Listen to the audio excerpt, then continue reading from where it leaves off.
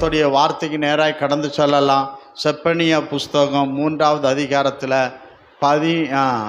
சீயோன் குமாரத்தியே கெம்பீரித்து பாடு இஸ்ரவேலரே ஆர்ப்பரியுங்கள் எருசலேம் குமாரத்தியே நீ முழு இருதயத்தோடும் மகிழ்ந்து களிகூரு. நீ முழு இருதயத்தோடும் அப்போ எப்படி முழு இருதயத்தோடும் மகிழ்ந்து? அப்போ இந்த மகிழ்ச்சி சந்தோஷம் முழுசு இருக்கணும். ஒரு அரைவாசு கவலை, ஒரு அரைவாசு மகிழ்ச்சி, அப்படிதானே? அப்படி இருக்கக்கூடாது.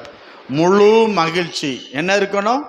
முழு மகிழ்ச்சி இருக்கணும், முழு சந்தோஷம், முழு சோத்திரம். நீ முழு இருதயத்தோடு மகிழ்ந்து களி கூறு அப்படின்ட்டு ஆண்டவருடைய வார்த்தை அங்கே சொல்லப்பட்டிருக்குன்னு பார்க்கிறோம். ஆமென். முழு இருதயத்தோட கர்த்தர் மகிழ்ந்து களி கூற செய்வார். ஆமென். ஆண்டவர் இந்த மாதத்தில் நமக்கு என்ன செய்வார்னா, முழு இருதயத்தோட என்ன செய்வார்? மகிழ்ந்து களி கூற செய்வார். ஆமென். செய்வாரா செய்ய மாட்டாரா? செய்வார் என்று பார்க்கிறோம். அல்லேலூயா. மகிழ்ந்து களி கூற செய்வார். ஆனால் யாரை செய்வார் என்பதுதான் நமக்கு ஒரு சோத்திரம், ஒரு காரியம் என்று பார்க்கிறோம். கர்த்தர் யாரை செய்வார் அப்படின்னா, நீங்கள் பாருங்க, ஏசாயா புஸ்தகம் 35:10 வாசிங்க பார்க்கலாம். சோத்திரம் சோத்திரம். ஏசாயா கர்த்தரால் மீட்கப்பட்டவர்கள் திரும்பி ஆனந்த களிப்புடன் பாடி சீயோனுக்கு வருவார்கள். நித்திய மகிழ்ச்சி அவர்கள் தலையின் மேல் இருக்கும். சந்தோஷமும் மகிழ்ச்சியும் அடைவார்கள். சஞ்சலம் தவிப்பும் ஓடிப்போம். அதுல சொல்ல சீயோனுன்னா எருசலேம். சீயோனுக்கு இன்னொரு பேர் என்னது? எருசலேம். எருசலேம் குமாரத்தியே முழு இருதயத்தோடும் மகிழ்ந்து களி கூறு. அப்ப நீங்க பாருங்க, இது சொல்லப்பட்டிருக்கிறது. யார் மகிழ்ந்து களி கூறுவான்னா, கர்த்தரால் மீட்கப்பட்டவர்கள். யாரு? கர்த்தரால் மீட்கப்பட்டவர்கள் தான் மகிழ்ந்து களி கூறுவார்கள். சஞ்சல தவிப்பு அவங்ககிட்ட இருக்காது, நித்திய மகிழ்ச்சி அவங்க தலைமையில் இருக்கும் என்று வேத வசனம் நமக்கு சொல்லுகிறது என்று நான் பார்க்கின்றோம். புரியுதுங்களா? இந்த கர்த்தரால் மீட்கப்பட்டவர் எங்க கர்த்தர் கொண்டு போறான்னு சொல்லப்பட்டிருக்கு தெரியுமா? ஏசாயா புஸ்தகம் 56:7 வாசிங்க. ஏசாயா புஸ்தகம் 56:7 வாசிங்க. ஏசாயா புஸ்தகம் 56:7. நான் என் பரிசுத்த பர்வதத்திற்கு கொண்டு வந்து பாருங்க, நான் என் பரிசுத்த பர்வதத்துக்கு கொண்டு வந்து என் ஜெப வீட்டிலே அவர்களை மகிழ பண்ணுவேன். என் ஜெப வீட்டிலே அவர்களை என்ன செய்வேன்? மகிழ பண்ணுவேன். அவர்களுடைய சர்வாங்க தகனங்களும் அவருடைய பலிகளும் என் பலிபீடத்தின் மேல் அங்கீகரிக்கப்பட்டிருக்கும். என் பலிபீடத்தின் மேல் எப்படி இருக்கும்? அங்கீகரிக்கப்பட்டிருக்கும். என்னுடைய வீடு சகல ஜனங்களுக்கு ஜெப வீடு எனப்படும். ஆமென். அல்லேலூயா. இப்ப ஆண்டவர் சொல்றார், என்ன சொல்றாரு பாருங்க, கர்த்தரால் மீட்கப்பட்டவர்களை அவர்களை என் ஜெப, எல்லாரையும் அல்ல, எல்லாரும் பாவத்திலிருந்து சாபத்திலிருந்து விடுதலை பெற்றவர்களை நான் என் ஜெப வீட்டுக்குள் கொண்டு வந்து அவர்களை மகிழ்ந்து களிகூற பண்ணுவேன். அப்படின்னா நல்லா கவனிங்க, எல்லாரையும் அல்ல. வேத வசனத்துல சொல்லப்பட்டிருக்கு எல்லாரும் அல்ல. கர்த்தரால் மீட்கப்பட்டவர்கள், கர்த்தரால் பாவத்திலிருந்து சாபத்திலிருந்து விடுவிக்கப்பட்டவர்கள், அநியாயத்திலிருந்து அக்கிரமத்திலிருந்து அசுத்தத்திலிருந்து விடுதலை ஆக்கப்பட்டவர்கள், அவர்களை மகிழ்ந்து களி கூறும்படி என் ஜெப வீட்டுக்கு கொண்டு வந்தேன். ஆமென். ஆமென். என் ஜெப வீட்டில் அவர்களை என்ன செய்வேன்? மகிழ பண்ணுவேன். என் ஜெப வீட்டில் அவர்கள் என்ன செய்வேன்? மகிழ பண்ணுவேன். அப்போ பாருங்க, நமக்கு ஒரு மீட்பர் தேவை. ஒரு பாவி தன்னை மீட்க முடியாது, ஒரு கட்டணம் தன்னை கட்டிக்கொள்ள முடியாது. அதே போல ஒரு மீட்பு தேவை நமக்கு. மனுஷன் பாவம் செஞ்சிட்டான், ஏதேன் தோட்டம் சபையை விட்டு வெளியே வந்துட்டான், சபைக்குள்ளதான் மகிழ்ச்சி. ஆனா வெளியே வந்துட்டான். இப்ப உள்ள போனோம். உள்ள போறதற்கு ஒரு மீட்பர் தேவை. உள்ள போறதற்கு ஒரு மீட்பின் தேவன் பாய்க்கிறோம். என் மீட்பர் உயிரோடு இருக்கிறார். ஆமென். அப்போ மீட்பர் இயேசு கிறிஸ்து அவர் இந்த பூமிக்கு வந்தார் என்று பாய்க்கிறார். சொல்லும்போது சொல்றார் பாருங்க. ஆமென். மீட்பர் என்ன சொல்வாரா? மார்க்கு சுவிசேஷம் 10வது அதிகாரம் 45வது வசனத்தை வாசிங்க பார்க்கலாம். மார்க்கு சுவிசேஷம் 10வது அதிகாரத்தை 45. அப்படியே மனுஷகுமாரனும் ஊழியம் கொள்ளும்படி வராமல் ஊழியம் செய்யவும் அநேகரை மீட்கும் பொருளாக தம்முடைய ஜீவனை கொடுக்கவும் வந்தார்.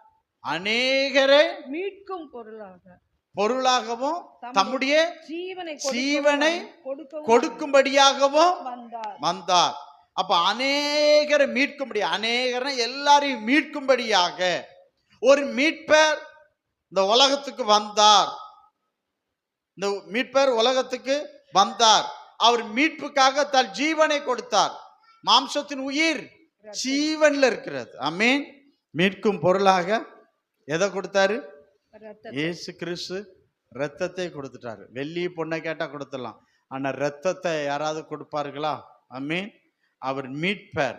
ஆகவே கர்த்தரால் மீட்கப்பட்டவர்கள், கர்த்தருடைய இரத்தத்தால் மீட்கப்பட்டவர்கள், சாபத்திலிருந்து, பாவத்திலிருந்து, அநியாயத்திலிருந்து, அக்கிரமத்திலிருந்து மீட்கப்பட்டவர்கள் எங்க வருவார்கள் என்றால், ஆமென், சீயோனுக்கு வருவார்கள். எபேசியர் 1:7, கொலோசியர் 1:14 சொல்லுகிறது பாருங்க. என்ன சொல்றது? இயேசு கிறிஸ்துவின் இரத்தத்தினாலே பாவ மன்னிப்பாகிய மீட்பு நமக்கு உண்டாயிருக்கிறது. இயேசு கிறிஸ்து இரத்தத்தினாலே பாவ மன்னிப்பாகி மீட்பு நமக்கு உண்டாயிருக்கிறது. ரத்தம் சிந்துதல் இல்லாமல், எபிரேயர் 9:22, ரத்தம் சிந்துதல் இல்லாமல் பாவ மன்னிப்பில்லை. அப்போ பாவத்துக்காக, சாபத்துக்காக இயேசு ரத்தம் சிந்தி உங்களையும் என்னையும் மீட்டார். ஆமென். மீட்டார். அப்படி மீட்கப்பட்டவர்களை தான் கர்த்தர் தம்முடைய ஆலயத்தில் கொண்டு வந்து அவர்களை மீட்க செய்தார். அவர்களை சந்தோஷத்தினால மகிழ செய்தார் என்று நாம் பார்க்கின்றோம். ஆமென். அல்லேலூயா. அவருடைய ஆலயம் சமாதானம் நிறைஞ்ச இடம். வேதம் சொல்லுகிறது பாருங்க. சங்கீதம் 84:1, அவருடைய வாசஸ்தலம் எவ்வளவு இன்பமானது. அவருடைய வாசஸ்தலம் எவ்வளவு இன்பமானது. சங்கீதம் 16:11 சொல்லுகிறது, அவருடைய சமூகத்தில் நித்திய பேரின்பம் உண்டு. நித்திய பேரின்பம் உண்டு. ஆமென். நீதிமொழி 8:30 சொல்லுகிறது, அவருடைய சமூகத்தில் நித்தமும் நான் என்ன செஞ்சேன்? நித்தம் அவருடைய மனமகிழ்ச்சியா இருந்து எப்பொழுது ஒரு சமூகத்தில் களி கூர்ந்தேன். இதுதான் கர்த்தர். இங்க எல்லாரும் வர முடியாது. இங்க வாரதற்கு இயேசு கிறிஸ்து ரத்தம் மீட்பு பெருளை பெற்றுக்கொள்ள வேண்டும். அவர்களை தான் அவருடைய வீட்டில் கொண்டு வந்து என்ன செய்வார் என்றால், ஆமென், மகிழ செய்வார் என்று சொல்லப்பட்டிருக்கிறது பார்க்கிறோம். அவர்களை தான் என்ன செய்வார்? மகிழ செய்வார் என்று சொல்லப்பட்டிருக்கு பார்க்கிறோம். நல்லா கவனிங்க. அப்போ ரட்சிப்பு, பாவ மன்னிப்புக்கு ரட்சிப்பு எப்படி வருதுன்னா, இயேசு கிறிஸ்து ரத்தத்தால நமக்கு வருகிறதுன்னு நம்ம பார்க்கிறோம். அப்போ மீட்பாகிய ரட்சிப்பு, மீட்கப்பட்ட கூட்டம்னா ரட்சிக்கப்பட்ட கூட்டம், உலகத்திலிருந்து வேறு பிரிக்கப்பட்ட கூட்டம். உலகம் அசுத்தத்துல கிடக்கிறது, அருவருப்புல கிடக்கிறது, பொல்லாப்புக்குள்ள கிடக்கிறது. அதுல இருந்து கர்த்தர் நம்மளை வேறு பிரிச்சு எடுத்துட்டார். அவங்களுக்கு நம்மளுக்கும் ஆண்டவர் வேறு பிரிச்சு எடுத்து, ஆமா சோத்திரம், இந்த உலகம் துன்பத்தில, வாத, நோய் எல்லாத்துக்குள்ளையும் கிடக்கிறோம் பார்க்கிறோம். அவருடைய சமூகத்துல மகிழ்ச்சி, சந்தோஷம், நித்திய பேரின்பம் இருக்கிறது. அங்க வரணும் அப்படின்னா எல்லாராலும் வர முடியாது. கைகளை ஒருத்தர் அல்லையே சொல்லுங்க பார்க்கலாம். எல்லாரும் வர முடியாது. அங்க வரணும்னா இயேசு கிறிஸ்து ரத்தத்தால கழுவப்பட்டு பாவம் மன்னிக்கப்பட்டு, ஆமென், பாவம் மன்னிப்பாக்கி மீட்பை பெற்றுக்கொண்ட தேவ பிள்ளைகள் தான் அவருடைய ஆலயத்துல வர முடியும். அவங்க ஆலயத்துல வந்தாங்கன்னா என்ன செய்வார்ன்றா, மகிழ்ந்து களி கூறுவார்கள். அவருடைய ஆலயத்துல வந்து என்ன செய்வார்கள்? மகிழ்ந்து களி கூறுவார்கள் என்று சொல்லப்பட்டு பார்க்கிறோம். ஏசாயா புஸ்தகம் 25:9 வாசிங்க.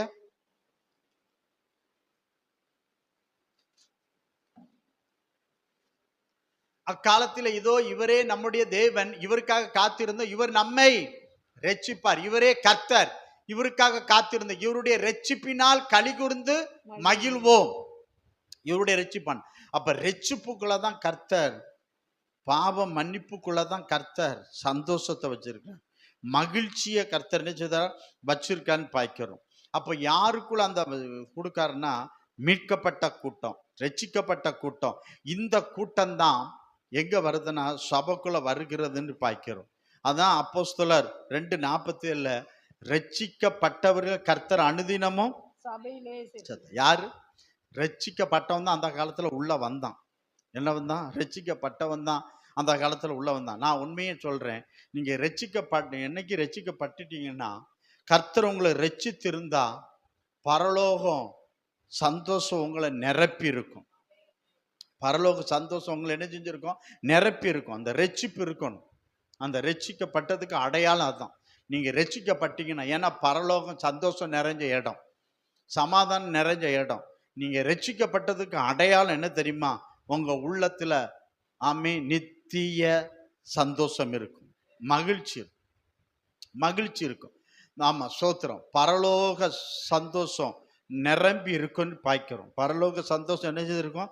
நிரம்பி இருக்கும் என்று நாம் பார்க்கிறோம். இதோ சகோதரர்கள், அப்பதான் சொல்லப்படும், இதோ சகோதரர் ஒருமித்து வாசம் பண்ணுவது எத்தனை நன்மை, எத்தனை இன்பம். ஆமா, சங்கீதம் 133:1. நீங்க பிரச்சனை எங்க வருது பாருங்க, எங்க வருதுன்னா இதோ. அப்ப ரட்சிக்கப்பட்டாங்கன்னா அவங்கள்ட்ட ஒற்றுமை இருக்கும், ஒருமனம் இருக்கும். என்ன இருக்க? போட்டி இருக்காது, பொறாமை இருக்காது, எரிச்சல் இருக்காது. ஒருத்தரை நேசிப்பாங்க, அன்பு இருக்கும். கையில ஒருத்தர் அல்லையே சொல்லுங்க. நம்ம ரட்சிக்கப்பட்ட நம்மகிட்ட என்ன இருக்கும்? அன்பு இருக்கும், கனி இருக்கும், பாசம் இருக்கும், நேசம் இருக்கும். ஆமே, ஒருத்தரை நேசிப்போம். ரட்சிக்கப்பட்டவன்ட்டு அது இருக்கும். ரட்சிக்கப்படாட்டா பொறாமையும் எரிச்சலும் இது மாதிரி தான் இருக்குன்னு பாய்க்கிறோம். இதுதான் இருக்குன்னு பாய்க்கிறோம். அப்ப சபைக்குள்ள நீங்க ரட்சிக்கப்பட்டவங்களா இருந்துட்டாங்கன்னா அங்க ஒருமனம் இருக்கும், அங்க ஒற்றுமை இருக்கும், அங்க இன்பம் உண்டு. இதோ சகோதரர் ஒருமித்து வாசம் பண்ணுவது எத்தனை இன்பம், எத்தனை நன்மைன்னு சொல்லப்பட்டிருக்கிறது. அப்போ ரட்சிக்கப்பட்ட சபையில என்ன இருக்காது? சண்டை இருக்காது. மீட்கப்பட்ட கூட்டத்துக்குள்ள என்ன இருக்காது? பிரச்சனை இருக்காது. எல்லாரும் சகோதரர்களா இருப்பாங்க. ஆமே, உயர்வு இருக்காது, தாழ்வு இருக்காது. ஆமே, சோத்திரம். உயர்ந்தவன், தாழ்ந்தவன், படிச்சவன், பணக்காரன், இப்படிலாம் இருக்காது. எல்லாரும் சகோதரர்களாக இருப்பார்கள். ஆமே, ஒருமனம் இருக்கும், ஒற்றுமை இருக்கும். நான் சொல்றேன், நீங்க குடும்பத்துல, நீங்க சபைக்குள்ள நீங்க வீட்டுல இருந்து வாரீங்க, உங்க வீட்டுல அன்பு, சமாதானம், சந்தோஷம் இங்க இருக்கும். நீங்க வீட்டுக்குள்ள இருந்து வரும் பொழுது ரட்சிக்கப்பட்டவர்களா வந்தீங்கன்னா சபைக்குள்ள வரும் பொழுதும் ஆமே ஆண்டவரை நேசிப்பீங்க, மற்றவங்களையும் நேசிப்பீங்க. ஆமே, சபைக்குள்ள அந்த கனி வேணும், அந்த ஆவின் கனி வேணும். ஆவின் கனியில முதல்ல என்னது? அன்பு தான் பாய்க்கும். அன்பு. ஆமா, ஸ்தோத்திரம். அன்பு இல்லாதவன் தேவனை அறியான் பாய்க்கிறோம். அப்போ அந்த அன்பு தன்னை போல பிறரை நேசிக்க வைக்கும் பாய்க்கிறோம். அப்போ எல்லாரும் ரட்சிக்கப்பட்டு இருந்தாங்கன்னா சபைக்குள்ள எந்த பிரச்சனையும் இருக்காது. சபைக்குள்ள என்ன எந்த பிரச்சனையும் இருக்காது. ஆமா, அன்பு, சமாதானம், சந்தோஷம் அந்த இடத்துல நிரம்பி இருக்கும். ஒருத்தர் நினைச்சுவாங்க, நேசிப்பாங்க, விசாரிப்பாங்க. ஒருத்தர் கெடுத்து சொல்ல மாட்டாங்க. ஒருத்தர் என்ன செய்ய மாட்டாங்க? பட்சித்து பேச மாட்டாங்க. ஆமே, சிச்சித்தும் பேச மாட்டாங்க. ஆமே, நல்ல வார்த்தைகளை சொல்லி ஆற்றி தேற்றுவார்கள். நல்ல வார்த்தையை சொல்லி நினைச்சுவார்கள், ஆற்றி தேற்றுவார்கள். நம்ம வாயில என்ன வார்த்தை இருக்கணும்? நல்ல வார்த்தை இருக்கணும். ஆமே, நம்ம வாயில என்ன வார்த்தை இருக்கணும்? நல்ல பிறரை குறித்து நல்ல வார்த்தை சொல்லணும். என்னைக்கு நீ அடுத்தவர்களை குறித்து நீ நல்ல வார்த்தை சொல்லுகிறியோ அப்பொழுது நீ நல்ல மரம், நல்ல கனி கொடுக்கிற மரம். கைகளை ஒருத்தர் அல்லையிலே சொல்லி பாருங்கள். எப்போ நீ நியாய தீர்ப்பு ஊழியத்துக்கு வந்து மற்றவங்களுக்கு குறைவா ஆமா, சோத்திரம். நம்ம குறை சொல்றோம்ல, நம்ம கொஞ்சம் நம்ம கண்ணாடியை பார்த்தீங்கன்னா ஏசையா அதமானேன்னு சொல்றான். ஆமீன். நம்ம பிறரை குற்றப்படுத்து முன்ன, குறை சொல்ல முன்ன, ஆண்டவரே நான் பெர்ஃபெக்டா, ஆமே, நான் 800 குறை சொல்ல முன்ன, குற்றப்படுத்த முன்ன, நான் எப்படிப்பட்ட ஆள் ஆண்டவரே. ஆனா நீங்க தியானம் பண்ணி பாருங்க, நீ அவங்கள விட நம்ம மோசமா இருப்போம். யார் குற்றப்படுத்துறாங்களோ அவங்க குற்றம் சாட்டப்பட்டவங்க கூட மோசமா இருப்பாங்க, மோசமா இருப்பாங்க. இந்த கூட்டம் பரலோகம் வராது, வராது. ஏன்னா குற்றப்படுத்துற கூட்டம், குறை சொல்ற கூட்டம், முறுமுறுக்கிற கூட்டம், பண்ணிக்கிட்டே இருக்கிற கூட்டம் பரலோகம் வராதுன்னு பாய்க்கிறோம். நம்ம வாழ்க்கையில என்ன செய்யணும்னா, இயேசு கிறிஸ்துவை போல நேசிக்கணும், அன்பு செலுத்தணும். ஏசப்பா, நீ ரத்தம் சிந்தி சபையை சம்பாத்தியம் பண்ணியிருக்கிறப்பா, சபையில சந்தோஷம் நிறைஞ்ச இடம், சமாதானம் நிறைஞ்ச இடம், ஆமென், ஆசீர்வாதம் நிறைஞ்ச இடம் சபை. அந்த இடத்துல உம்மை குறித்தோம் மற்றவங்களை குறித்தோம் ஒருபோதும் குறை சொல்லக்கூடாது, முறுமுறுக்க கூடாது. ஆமென், அல்லேலூயா, அல்லேலூயா. முறுமுறுக்க கூடாது, குறை சொல்லக்கூடாது. ஆமென், சோத்திரம். அப்ப நம்ம வாழ்க்கையில பிறர ஒருபோது குறை சொல்லாதீங்க. குற்றப்படுத்துகிறவன் சாத்தான். இயேசு கிறிஸ்து இந்த உலகத்துல நீங்க எடுத்துக்கொள்ளுன்னா சகைவு குற்றவாளி தான், அவனை குற்றமா தீர்க்கல. கையுமையுமா விபச்சாரத்துல பிடிக்கப்பட்ட அந்த ஸ்திரீ குற்றவாளி தான், அவளையும் ஆண்டவர் நியாயம் தீர்க்கல, குற்றவாளியை தீர்க்கல. ஆமென். அவர் பெர்ஃபெக்ட், அவர் இருந்தது. அவர் யாரையுமே குற்றப்படுத்தல. இயேசு கிறிஸ்து ஒருத்தரையும் குற்றப்படுத்தல.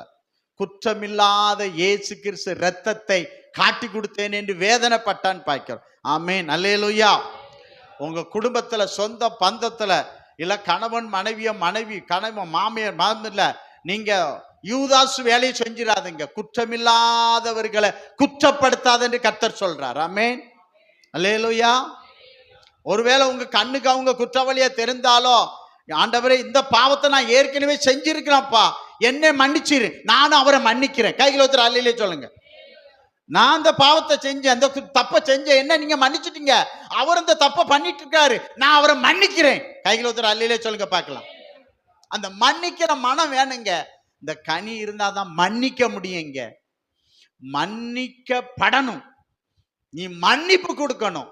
நீ மன்னிப்பு பெற்றுக்கொள்ளாம நீ பிறரை மன்னிக்கலன்னா பரலோகத்தை மறந்து விடு என்று கர்த்தர் சொல்லுகிறார். அல்லேலூயா, தோத்திரம். பரலோகத்தை என்ன செஞ்சிருங்க, மறந்துருங்க. பரலோகம் போச்சுன்னா நரகம் தான் பார்த்துக்காங்க, நரகம் தான் பார்த்துக்காங்க.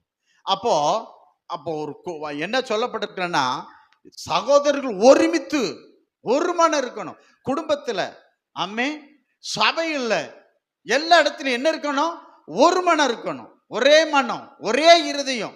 ஆதி சபையில ஒரு மனமும் ஆதி சபையார் ஒரே இருதயமா இருந்தான்னு சொல்லப்பட்டிருக்கு. அங்க சகலமும் சம்பூர்ணமா இருந்து குறைவில்லை என்று சொல்லப்பட்டிருக்குன்னு பார்க்கிறோம். அப்போ சபனை யாரு, கட்டடமா இல்ல, வருகிற நீங்க தான். உங்களுக்குள்ள என்ன இருக்கணும், ஒரு மனம் இருக்கணும், ஒற்றுமை இருக்கணும். ஆண்டவரே, அவங்ககிட்ட தவறு இருக்கிறது, என் சகோதரன், என் தவறை நீங்க மன்னிச்சிட்டீங்க, அவரது தவறையும் மன்னிப்பீராக. அவரை குற்றப்படுத்துகிற நான் யார், நானே ஒரு குற்றவாளி. ஆமே, நீங்க சொல்ல முடியுமா?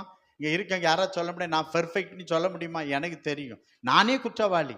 என் குற்றத்தை இயேசு மன்னிச்சிருக்கிறார். நான் நிரபராதின்னு சொல்ல மாட்டேன்.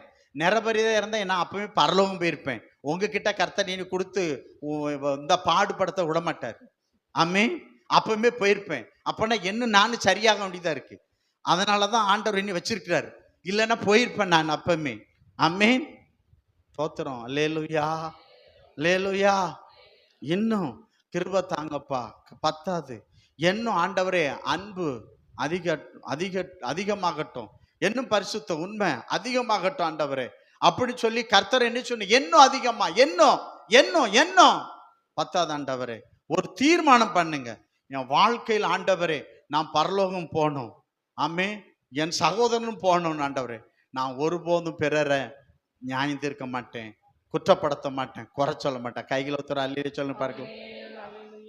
இந்த வேலையை சாத்தான் செய்வான், இதை நான் செய்ய மாட்டேன் ஆண்டவர், நீ தீர்மானம் எடுங்க. ஆமேன், நல்ல சோமன். ஆண்டவரே சோத்திரம், ஒரு சோம் பண்ணுங்களா. ஆண்டவரே சோத்தரிக்கிறேன் ஆண்டவரே, இந்த வேலை சாத்தானு, நான் யாரையும் நியாயம் தீர்க்க மாட்டான். சோம் பண்ணுங்களா, சோம் பண்ணுங்க. நல்ல இது ஒரு சபம். ஆமேன். ஆண்டவரே, நான் யாரையும் நியாயம் தீர்க்க மாட்டேன் ஆண்டவரே. வாய்களை திறந்து சொல்லுங்க. ஆண்டவரே, நான் யாரையும் நியாயம் தீர்க்க மாட்டேன் ஆண்டவரே. ஏசப்பா, நான் யாரையும் குற்றம் சொல்லுங்க, சொன்னீங்களா உங்களுக்கு நல்லது. ஆமேன், ஆமேன். நான் யாரையும் குறை சொல்ல மாட்டேன் ஆண்டவரே. நான் வீட்டில் சரி, வேலை செய்கிற இடத்துல, எந்த இடத்துல இருந்தாலும் நான் யாரையும் குறை சொல்ல மாட்டேன், யாரையும் குற்றப்படுத்த மாட்டேன், யாருக்கும் நியாய தீர்ப்பு செய்ய மாட்டேன். நான் நியாய தீர்ப்பு செய்யறதுக்கு அவ்வளவு பெர்ஃபெக்டா நானு? ஆமென். என்னைய நியாய தீர்ப்பு செய்ய கர்த்தர் இந்த இடத்துல என்னை வைக்கல, என்னைய நியாய தீர்ப்பு வைக்கல, என்னைய சத்தியத்தை சொல்லதான் வச்சிருக்காரு. நியாய தீர்ப்பு கர்த்தர். இயேசு கிறிஸ்து வரும்போது சொல்றாரு, அந்த பிதா நியாய தீர்ப்பு ஊழியத்தை குமாரன்ட்ட கொடுத்தா, குமாரன் சொல்றாரு, நான் நியாயம் தீர்க்க மாட்டேன், நான் உங்களுக்கு சொன்னேன் பாத்தீங்களா, அந்த வசனமே உங்களை நியாயம் தீர்க்கும். ஆமென். அல்லேலூயா, அல்லேலூயா.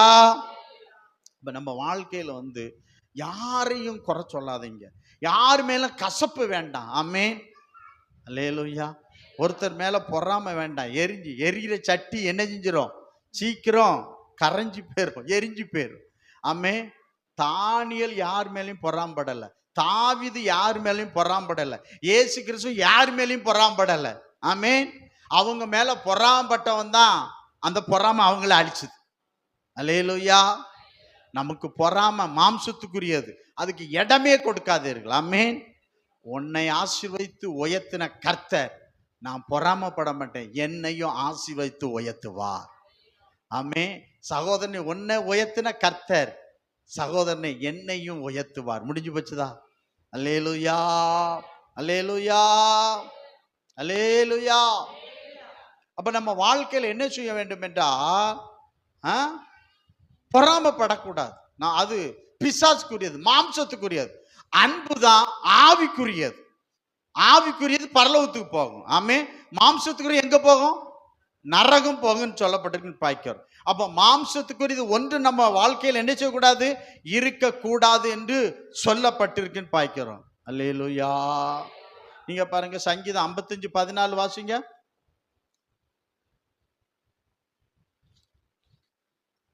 நாம் ஒருமித்து இன்பமான ஆலோசனை பண்ணி கூட்டத்தோட தேவாலயத்துக்கு போனோம். என்ன சொல்ல பாருங்க, நாம் ஒருமித்து. ஒருமித்துனா என்ன? ஒருமனப்பட்டு. ஒருமனப்பட்டு. வீட்டுல இருந்து வரும்போது எப்படி வரணும்? சண்டை போட்டுக்கிட்டு, பிரச்சனை பண்ணிட்டு, குற்றப்படுத்தி, வேதனைப்படுத்தி, அடிச்சு நொறுக்கி போட்டுட்டு அப்படி வரக்கூடாது. வீட்டுல இருந்து வரும்போது எப்படி இருக்கணும்? ஒருமனப்பட்டு, ஒருமித்து. எப்படி? என்ன ஆலோசனை பண்ணலுமா? இன்பமான ஆலோசனை பண்ணி. என இன்பம் நிறைந்த இடத்துக்கு வாரீங்க.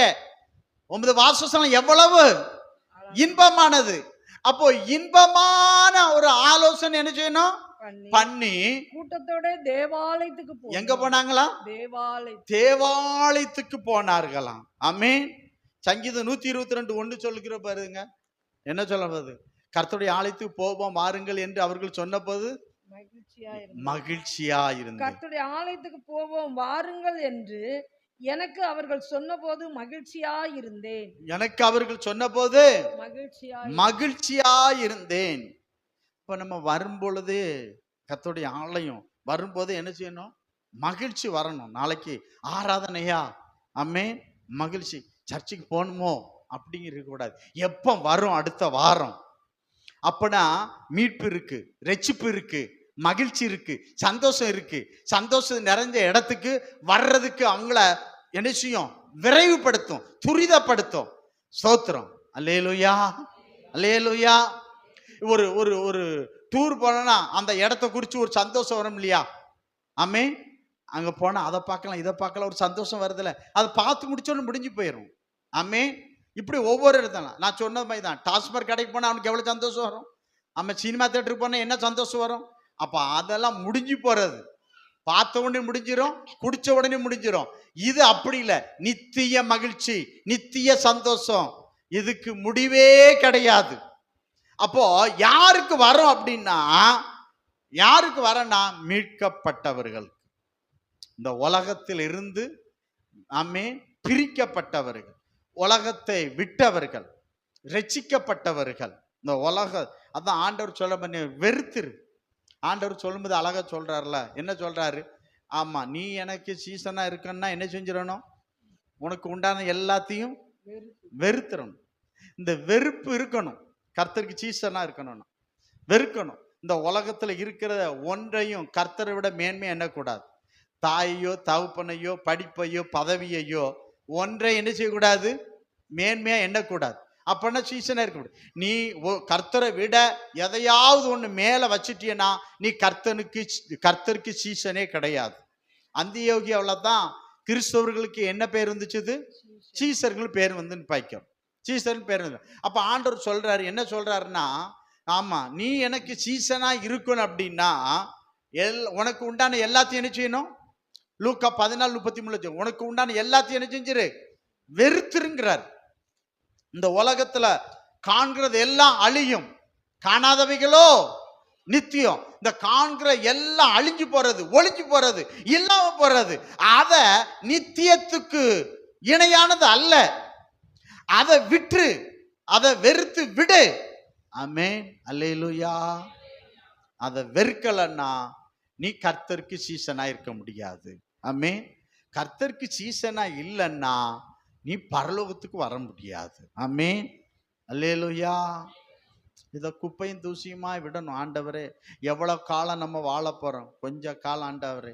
இந்த வாழ்க்கையில் இது அல்ல ஆண்டவரே, எனக்கு ஒரு நித்தியமான வாழ்க்கையை வச்சிருக்கிற ஆண்டவரேன்னு சொல்லி கர்த்தரை நோக்கி பார்க்கும் பொழுது கர்த்தர் அந்த சந்தோஷத்தை சமாதானத்தை கர்த்தர் நமக்கு நினைச்சுவாரு, தருவார் என்று பார்க்கிறோம். ஆமென், அல்லேலூயா, அல்லேலூயா. அப்போ அவருக்கு சீசனா மாறணும். முதல்ல நான் என்ன சொன்னேன், சீசனா நீ மாறு, அடுத்தவங்க சீசனா மாத்து. அதுதான் ஆண்டவர் விரும்புகிற காரியம் என்று பார்க்கிறோம். ஆமென், அல்லேலூயா. மார்க்கு சுவிசேஷம் 11வது அதிகாரத்தில் 15, 16, 17, 18 பாருங்க. அங்க தேவாலயத்துல ஆமா சவுக்கால் அடிப்பட்டவர், ஆமென், பாவத்துக்காக சவுக்கடிப்பட்டவர், சாபத்துக்காக சவுக்கடிப்பட்டவர், உடல் முழுவதும் சவுக்கால், அந்த சவுக்கடி நம்ம பாவம் இயேசு கிறிஸ்துவை என்ன செஞ்சது, காயப்படுத்தியது. இயேசு கிறிஸ்துவை காயப்படுத்தின முள்முடி, ஆமே, கோல், அதுக்கப்புறம் என்னது, ஆணி, ஈட்டி, இதெல்லாம் இயேசுவை காயப்படுத்திச்சுன்னு பாய்க்கிறோம். இதெல்லாம் நம்ம வாழ்க்கையில ஆமா காயப்படுத்தின்னு பாய்க்கிறோம். அதுல ஒண்ணு என்னது, சவுக்கடி, சவுக்கடி. அப்ப சவுக்கடிப்பட்ட இயேசு கிறிஸ்து ஆலயத்துக்குள்ள விற்கிறவங்க, ஆமே, ஒரு மனம் இல்லாதவங்க, ஆமே, சண்டை போடுறவங்க, ஆமே, உயர்ந்தவன் தாழ்ந்தவன் சொல்லிட்டு இருக்கவன எல்லாத்தையும் கர்த்தர் சவுக்கெடுத்து என்ன செஞ்சாராம், துரத்தி விட்டான்னு பாய்க்கிறோம். ஆமேன். ஆலயம் சுத்தமான இடம். ஆமேன். ஆலயம் வியாபார ஸ்தலம் அல்ல, என் வீடு ஜெப வீடு. ஆமேன். இது கர்த்தருடைய வீடு. இது வந்து கள்ளர் குகையாக்காதீர்கள். ஆமேன். அப்படி சொல்லி என்ன செஞ்சார் அவரு, சவுக்கெடுத்து என்ன செஞ்சாரு, அடிச்சு துரத்தினாருன்னு பாய்க்கிறோம், அடிச்சு துரத்தினாருன்னு பாய்க்கிறோம். நம்ம வாழ்க்கையில வந்து சவுக்கடி பட்டவர், ஆமே, ஆலயத்துல அவருடைய ஆலயம் அவருடையது, என் வீடு, என் வீடு, அவர் வீட்டுக்குள்ள, ஆமே, ஸ்தோத்திரம், சவுக்கெடுத்தாருன்னு பாய்க்கிறோம். ஆமே, ஸ்தோத்திரம். அப்பதான் துரத்தினார், உள்ள ஒருத்தின வைக்கல, எல்லாத்தையும் துரத்தி வீடு சுத்தமாச்சு, பரிசுத்தமாச்சு, மகிழ்ச்சி வந்து தங்கியது என்று பார்க்கிறோம். ஆமென், அல்லேலூயா, அல்லேலூயா. புரியுதுங்களா? மகிழ்ச்சி வந்து என்ன செய்யுது, தங்கியதுன்னு பார்க்கிறோம். அப்போ சபைக்குள்ள வந்து எந்த பிரச்சனையும் இருக்கக்கூடாது, அது துதி. நீங்க பாருங்க, சாலமோன் வந்து அந்த ஆலயத்து பக்கத்துல வச்சோம், கல் சவுண்டு வரக்கூடாது, தூரத்துல வச்சு அது பண்ணி தான் உள்ளே கொண்டு வந்தான்னு பாய்க்கிறோம். ஆலயம் அவ்வளவு அமைதியா இருக்கக்கூடிய நாட்களில் ஆலயத்துக்குள்ள எந்த சின்ன சின்ன சலசலப்பு கூட இருக்கக்கூடாது. ஆமென். முறுமுறுப்பு இருக்கக்கூடாது. முறுமுறுப்பு இருந்தால் சவுக்கிய கர்த்தர் எடுப்பார். ஆமென், அல்லேலூயா. சபைக்கு விரோதமாய் நம்ம எழும்பும் போது, ஊழியத்துக்கு விரோதமா நம்ம எழும்பும் போது கர்த்தர், ஆமென், சவுக்கடிப்பட்டவர், சவுக்கெடுத்து அடித்தார், சவுக்கெடுத்து அடித்தார்னு பாய்க்கிறோம், நொறுக்கினார், துரத்தினார் என்று பாய்க்கிறோம். உனக்காக எனக்காக சவுக்கடிப்பட்டவர், ஆலயத்தின் வைராக்கியத்தாக, அதாவது பக்தி வைராக்கியம் என்னை பட்சித்ததுன்னு பாய்க்கிறோம். ஆலயத்துக்கு வர ஒரு பக்தியில என்ன இருக்கணும், ஒரு வைராக்கியம் இருக்கணும். வைராக்கியம் இருக்கணும். ஆண்டவரே வைராக்கியம் இருக்கணும். இன்னைக்கு வைராக்கியம் குறைஞ்சிட்டு இருக்குன்னு பார்க்கிறோம். குறையக்கூடாது, நாளுக்கு நாள் கூடணும். பக்தி கூடணும், பரிசுத்தம் கூடணும், உண்மை கூடணும். அந்த வைராக்கியம் என்ன பட்சித்தது. எப்படி இருந்தா என்ன, அவங்க அப்படி இருக்காங்க, இவங்க அப்படி இருக்காங்க, அவங்கள பார்க்காத, இயேசுவை பாரு, அப்பதான் நீ பரலோகம் வருவா. ஊழியக்காரனையும் பார்க்காதா, இயேசு கிறிஸ்துவை பாரு, நீ பரலோகம் வருவா. அவன் கிணத்துல விழுந்துட்டான், நானும் போய் கிணத்துல விழாதா. ஆமேன், அல்லேலூயா. சத்தமுறை அல்லேலூயா சொல்லுங்க பாருங்க. என்ன செய்யணும் அப்போ? நல்லா கவனிங்க. அப்போ ஆலயத்துக்குள்ள வந்தா ஆண்டவரே துதி சோத்திரம் ஆராதனை. ஆண்டவரே முடிஞ்ச உடனே என் ஆத்துமா, உங்க ஆத்துமாவை என்ன செய்யணும், எங்க இருக்குன்னு தேடி பிடிச்சு என்ன செய்யணும், கூட்டு போகணும். ஆமே, ஆத்துமா அவங்க விட்டுட்டு போனீங்கன்னா அங்க பேசி எனத்தையாவது பண்ணி விட்டுருவாங்க. முடிஞ்சதா ஆசீர்வாதத்தோடு எங்க போயிடணும், வீட்டுக்கு போயிடணும். ஆமே, அங்க எங்கெல்லாம் நிற்க கூடாது, ஆசீர்வாதம் நின்று போயிடும். ஆலயத்தை முடிச்சோடனே எங்க போயிடணும், அப்பந்தான் முடிச்சுட்டு கீழே வந்து என்ன செய்வாங்க, சொந்த கதை, சோக கதை, அன்னி கதை, அவ கதை, இங்க கதை, இந்த பேசுறீங்கன்னா ஆசீர்வாதம் நின்று போயிடும். முடிச்சிங்களா நேரே வீட்டுக்கு போயிருங்க. கையில் ஒருத்தர் அல்லேலூயா சொல்லுங்க பாருங்க. அல்லேலூயா. அப்ப பரவாயில்ல, பேசுங்க, எல்லாம் பண்ணுங்க. சவுக்கடி உன் மேல சவுக்கு தொங்குது, அதை நினைச்சுக்காங்க. சவுக்கடி பட்டவர் சவுக்கு எடுத்துருவார், கையில அடிப்பார். அடிக்க மாட்டேன்னு கர்த்தர் சொல்ல மாட்டார். ஆமென். இன்னைக்கு அன்பின் பிரசங்கம் தான் நடக்குது. தோத்திரம் ஒன்றும் இல்லை, இன்னைக்கு அன்பின் பிரசங்கம் தான் நடக்குது. கர்த்தர் என்ன பாவம் செஞ்சாலும் என்ன செய்ய மாட்டாரு, அடிக்க மாட்டார். தப்பே பண்ணாலும் தண்டிக்க மாட்டார். இப்படிதான் பிரசங்கம் நடந்துட்டு இருக்குன்னு பார்க்கிறோம். இப்படி தப்பு பண்ண தண்டிக்க மாட்டார் அப்படின்னா நரகத்தை ஏன் உண்டு பண்ணணும்? இந்த உலகத்துல தவறு பண்ணவங்களுக்கு ஒண்ணு செய்யட ஏன் தூக்கு தண்டனை வச்சிருக்கான், செயல் வச்சிருக்கான். எதுக்கு செயலுக்குள்ள போட்டு 10 வருஷம் 15 வருஷம் ஏன் வச்சிருக்கிறான்? தப்பு பண்ணா அவனுக்கு செயல் தண்டனை இல்லைன்னா அப்ப விட்டுலாமே. இன்னைக்கு பிரசங்கம் கிருபை உன்னை தாங்குது, கிருபை வச்சு இவனும் நரகம் போயிருவான், கேட்கிறவன் போயிருவான்னு பாய்க்கிறோம். ஆமென், தோத்திரம். தகுதி இல்லாத உன்னை தகுதிப்படுத்துவது கிருபை. ஆமென். நம்ம ரட்சிக்கப்பட்டது கர்த்தருடைய கிருபை, அதுக்கு தான் கிருபை. சோத்திரம். திரும்ப திரும்ப பாவத்தை செஞ்சுட்டு கிருபை தாங்காது. கிருபை என்ன செய்யாது, தாங்காது. கிருபை லைட்டா விளைச்சா நிர்மூலமாயிருவோம், நிர்மூலமாயிருவோம். அதனால கிருபை பாடாதீங்க. கிருபை கிருபை கிருபை கிருபை வேணும், நான் இல்லைங்கல்ல. ஆனா அந்த கிருபையை பயன்படுத்துற வழி இருக்குன்னு பார்க்கிறோம். தோத்திரம். பாவம் செய்வோம், கிருபைன்னு தாங்கும், நிச்சயம் தாங்காது. பாவம் பெருகின இடத்துல என்னது பெருகிச்சு, கிருபை பெருகிச்சுன்னு சொல்லப்பட்டிருக்கு. அது அடுத்த வசனம் என்ன சொல்லுது, ஆமா கிருபை பெருகிட்டு சொல்லி நீ பாவத்துல நிக்கலாமா? அதுக்கு அடுத்த வசனம் என்ன சொல்லுது, பாவத்தின் சம்பளம் மரணம்னு சொல்லுது. கிருபை பெருகின இடத்துல, பாவம் பெருகின இடத்துல கிருபை பெருகுது. ரோமர் 6வது அதிகாரத்துல பெருகுது, ரைட்டு. ஆனா கிருபை பெருகுதுன்னு சொல்லி நீ பாவத்துல நிக்கலாமா? அடுத்தால என்ன சொல்றாரு, பாவத்தின் சம்பளம் மரணம் அப்படி சொல்லி முடிக்காரு. அப்ப அதை கடைசி வரை பார்க்கணுமே. ஆனா இவங்க என்ன சொல்ல, எதால கொண்டு வந்துடுறாங்க, கிருபை பெருகின இடத்துல, பாவம் பெருகின இடத்துல என்ன வந்துட்டு, கிருபை இருக்குங்க. பாவம் பெருகிட்டு, பாவம் செஞ்சுட்டு கிருபை இருக்கு, உன்னை தாங்கும். ஆமென். அப்படி அல்ல. தோத்திரம். அந்த பாவத்துல இருந்து வெளியே கொண்டு வர கிருபை உதவி செய்யும். நீயா பாவம் செஞ்சா திரும்ப மீட்பே கிடையாது. ஆமென். அல்லேலூயா, அல்லேலூயா. தோத்திரம். அதனால கிருபையிலேயே ஓடிலான்னு பார்க்காதீங்க, உள்ள வர்றதுக்கு தான் கிருபைன்னு பார்க்கிறோம். ஆமே, அவர் அன்புள்ளவர், இரக்கமுள்ளவர், கிருபை உள்ள. ஏன் ஆலயத்துல வந்து ஏன் சவுக்கெடுத்தாரு? ஆமே, ஏன் சவுக்கெடுத்தாரு? ஏன் அடிக்காம விட்டுட்டு போயிருக்கலாம் அவர் பாட்டுக்கு, என்ன வேணாலும் பண்ணிட்டு போங்க அப்படின்னு சொல்லிட்டு. அவர் வீடு, வீடு யார் வீடு? வீடு கர்த்தருடைய வீடு. ஆமென். கர்த்தர். அதனாலதான் சொல்றேன், ஆலயத்துல வந்து என்ன செய்யணும், துதிச்சுட்டு எடுத்துட்டு போங்க. ஆமா, அப்படி எடுத்தீங்கன்னா கர்த்தர் சவுக்கு எடுப்பார். ஆண்டவர் நம்மை ஆசீர்வதிப்பாராக. ஒரே ஒரு காரியத்தை சொல்லி நான் முடிச்சிருந்தேன். ஆண்டவர் நம்மை ஏசாயா 58:13 வாசிங்க.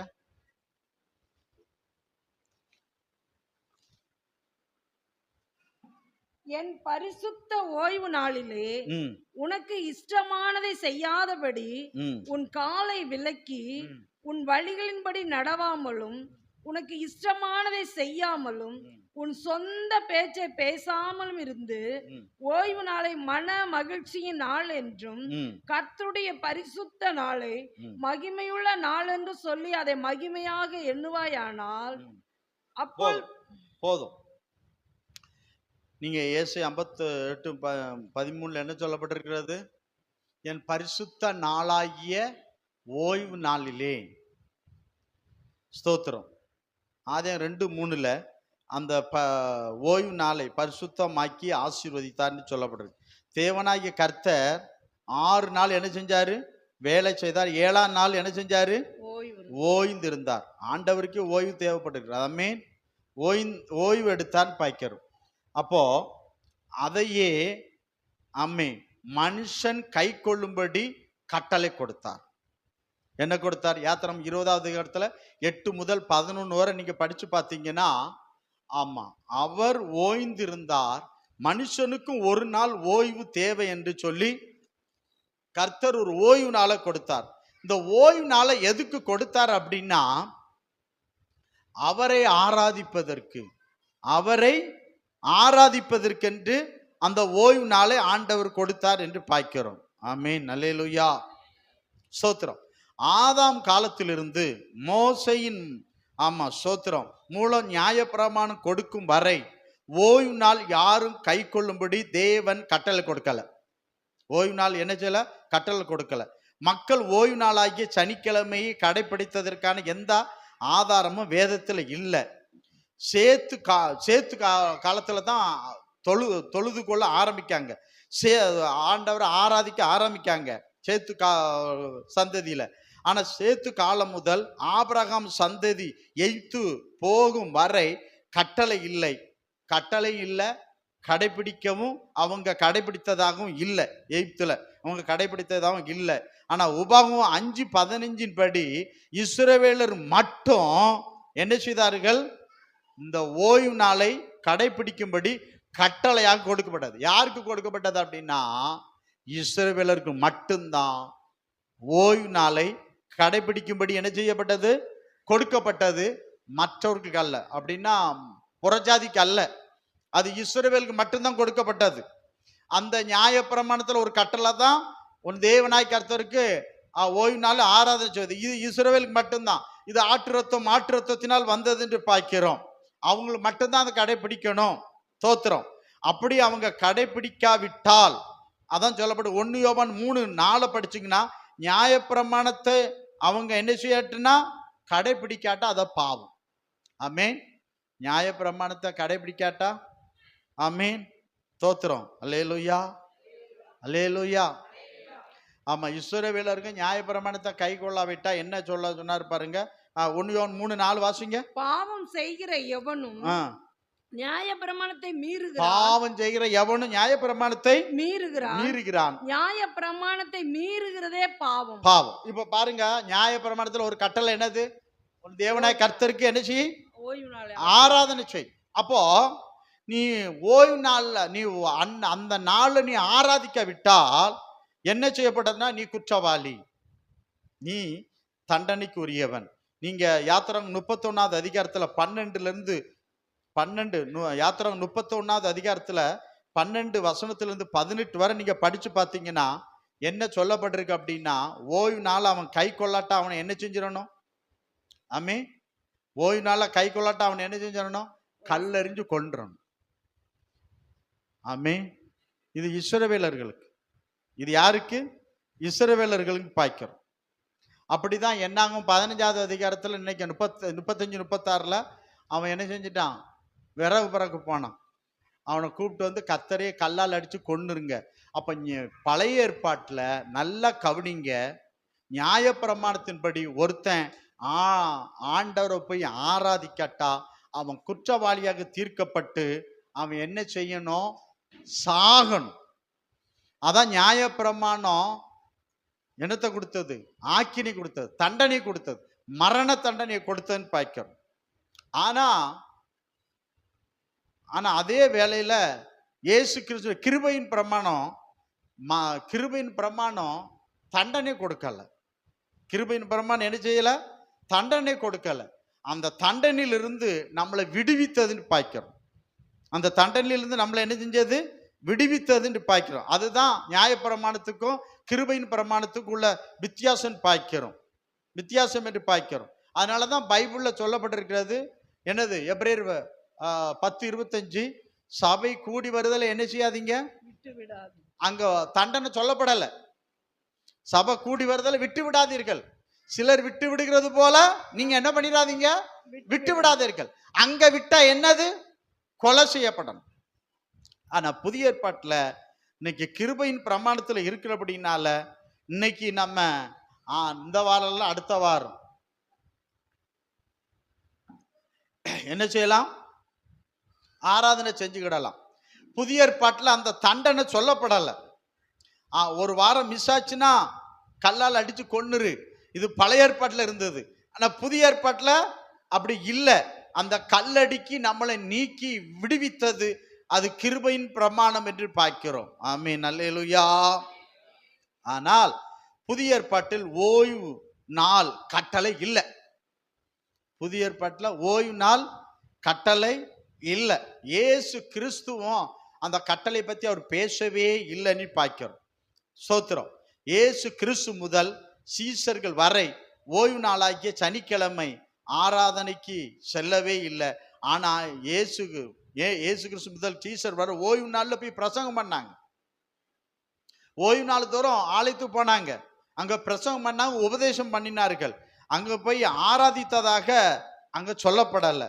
ஆனா இயேசு கிறிஸ்துவ சபை கூடி வருதல் 7ஆம் நாள் சனிக்கிழமை நடைபெறவில்லை.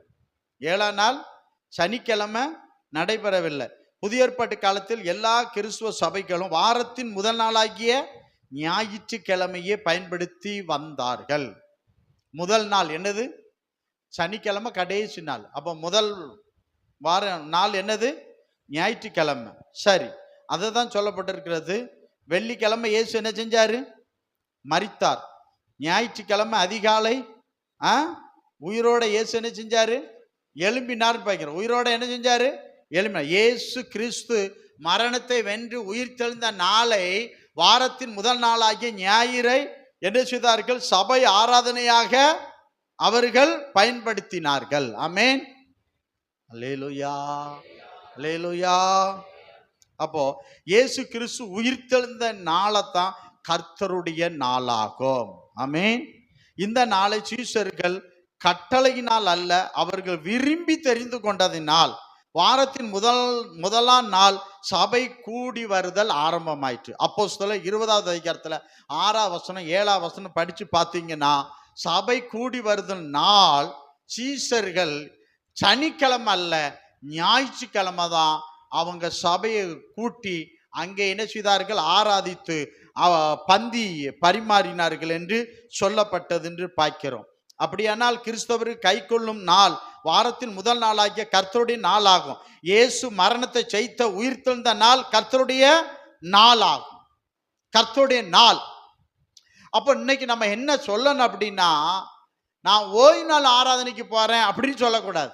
இன்னைக்கு நான் எங்க பாருங்க, கர்த்தருடைய நாளாகிய ஆராதனைக்கு போறேன். இன்னைக்கு வாரத்தின் முதல் நாள், இது இயேசு கிறிஸ்து ஆமென் உயிர் தெழுந்த நாள்.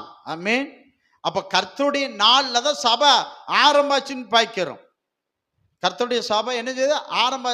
ஆரம்பமாச்சு. அதுல தான் அவங்க கூடி ஆராதித்தார்னு பார்க்கிறோம். வெளிப்படுத்தல் 1:10 பாருங்க. கர்த்தருடைய நாளில் ஆவிக்குள்ளானேன்.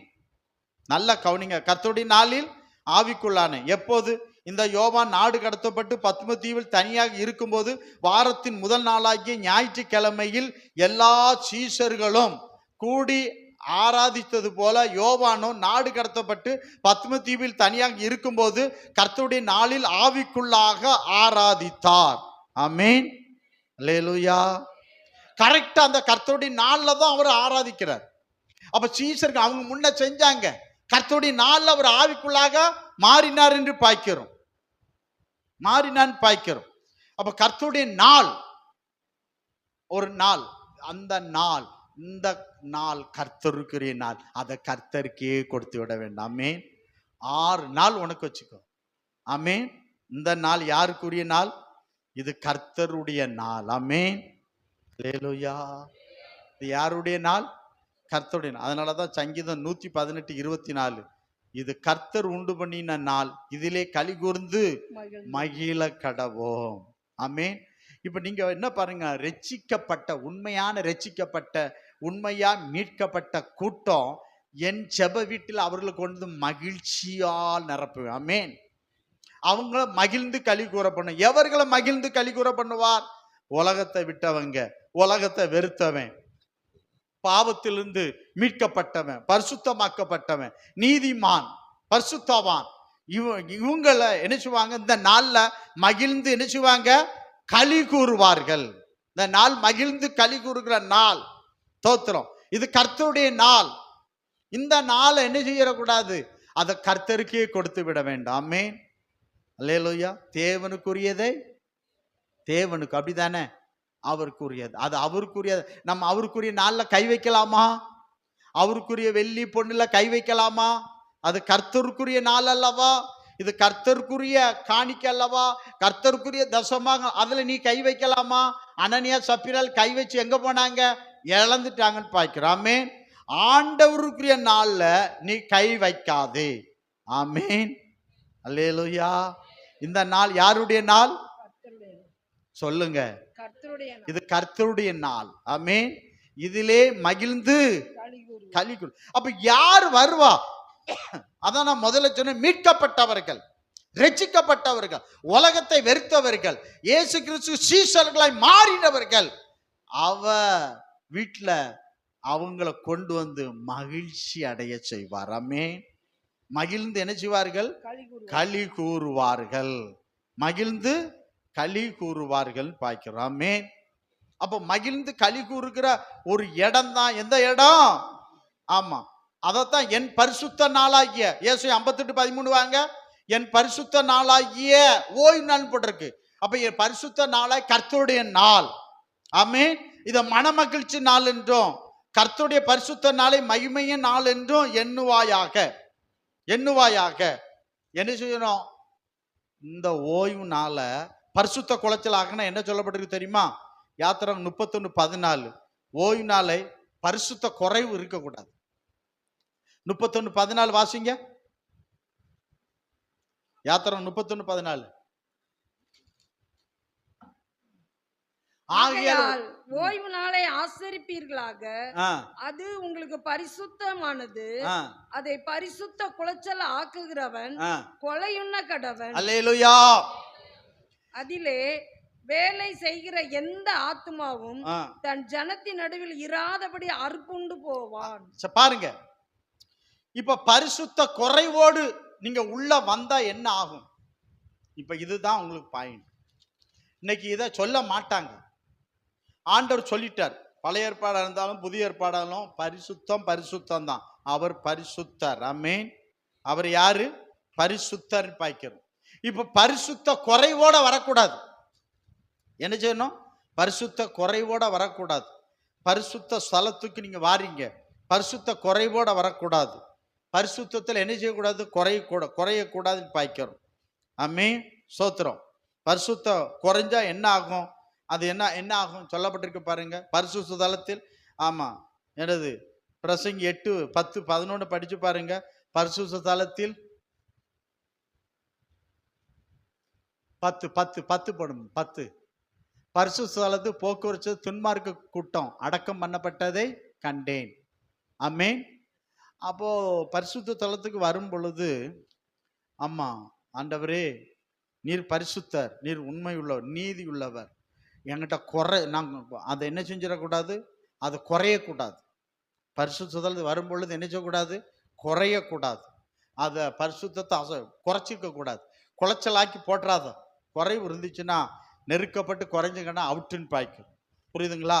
அது குறைவு காணப்படக்கூடாதுன்னு பைபிள் நமக்கு சொல்லுகிறது என்று நாம் பார்க்கின்றோம். ஆமென். அல்லேலூயா.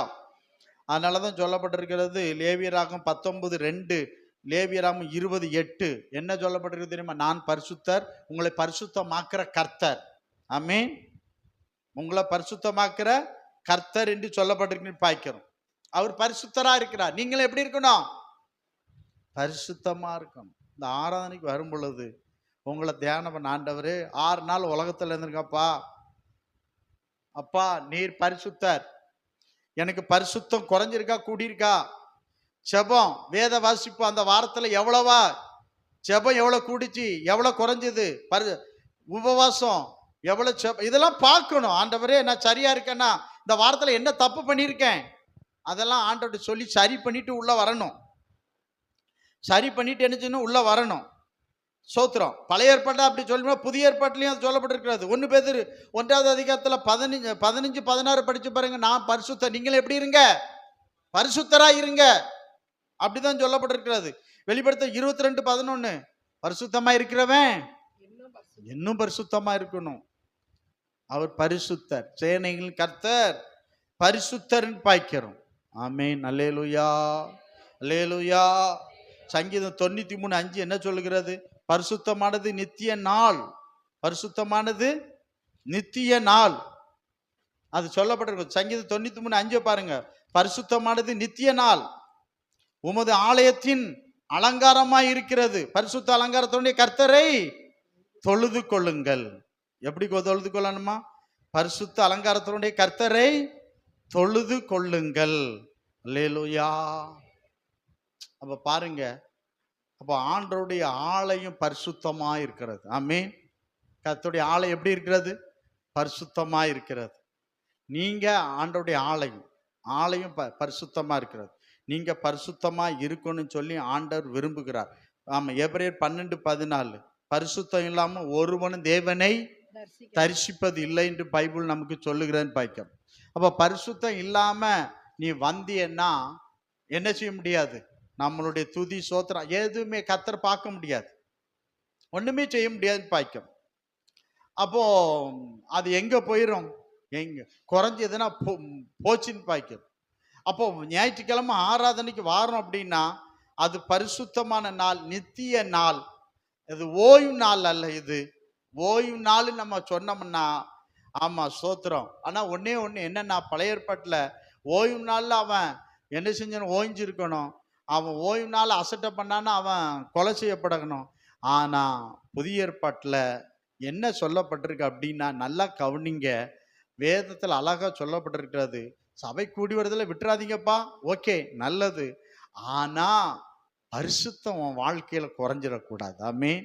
பரிசுத்தமானது நித்திய நாள், பரிசுத்தமான நித்திய நாள். நீ ஆராதிக்கிற தேவன் பரிசுத்தர், ஆனா பரிசுத்தம் வாழ்க்கையில குறைந்தால், ஆமென், தராசுல நிறுத்து காட்டுறார். 50 நீதிமான், 40 நீதிமான், 30 நீதிமான் அப்படியே குறைந்தால் பட்டணம் அழிஞ்சுது. கையில ஒருத்தர் அல்லையிலே சொல்லுங்க.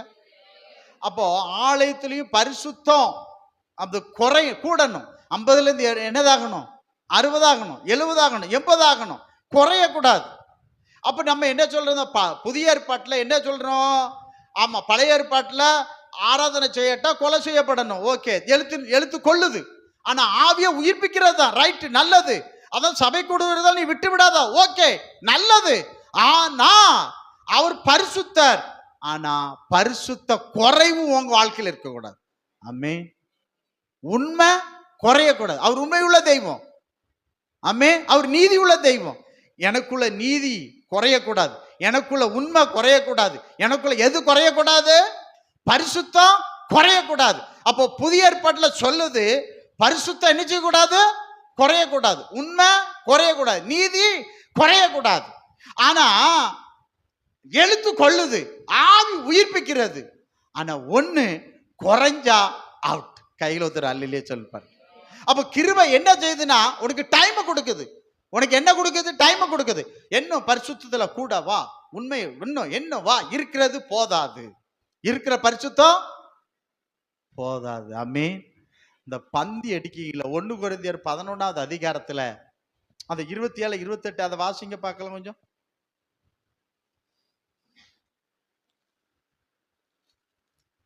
1 கொரிந்தியர் 11 27 28 வா.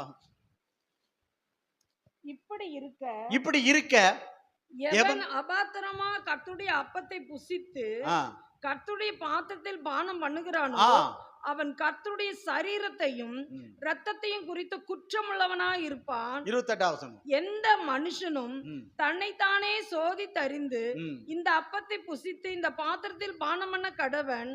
எண்ணத்தினால் எனில் அபாத்திரமாய் போஜனம் பானம் பண்ணுகிறவன் கர்த்தருடைய சரீரம் இன்னதென்று நிதானித்து அறியாததினால் தனக்கு ஆக்கினை தீர்ப்பு வரும்படி போஜனம் பண்ணுகிறான். இது நிமித்தம் உங்களில் அநேகர் பலவீனரும் வியாதி உள்ளவருமாய் இருக்கிறார்கள், அநேகர் நித்திரையும் அடைந்து இருக்கிறார்கள். நம்மை நாமே நிதானித்து அறிந்தால் நாம் நிதானிக்க நியாயம் தீர்க்கப்பட மாட்டோம். அல்லேலூயா. நம்மை நாமே நிதானித்து அறிந்தால். அப்போ இந்த குற்றமில்லாத இரத்தத்தை காட்டி கொடுத்தனே. இப்போ இந்த அப்பமும் இந்த திராட்சரசமும் குற்றம் இல்லாதது, பாவம் இல்லாதது, பரிசுத்தம் மிகுந்தது, பரிசுத்தம் மிகுந்தது. ஆனா நீ பரிசுத்த குறைவோடு இந்த பந்தியை ஆயத்தப்படுத்துகிற நாங்க என்ன செய்யணும்? இந்த பந்தியை ஆயத்தப்படுத்துகிற நாங்க என்ன செய்யணும்?